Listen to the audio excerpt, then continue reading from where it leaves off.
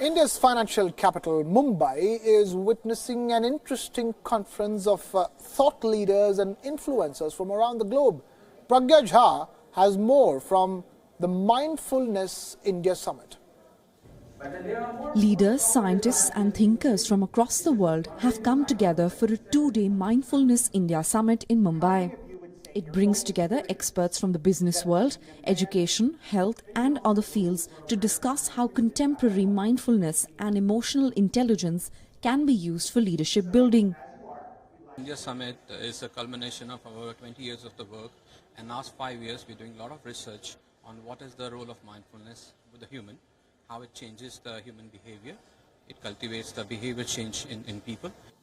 Eminent orators from across continents are at the summit, their area of specialization being emotional intelligence.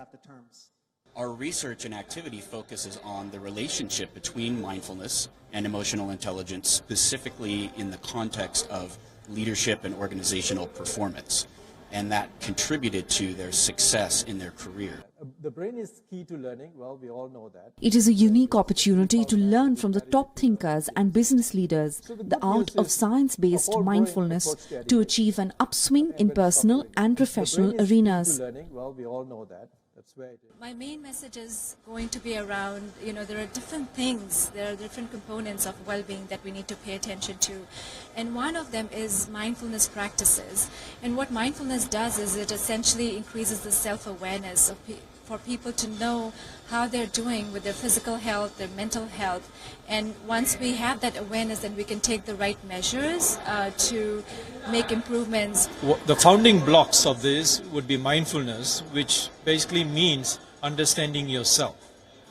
Then going on to empathy training, which is about understanding the other from their perspective. Many of us do not try to understand the other from their perspective. We try to impose our own values onto them. Mindfulness, self-awareness helps in aligning.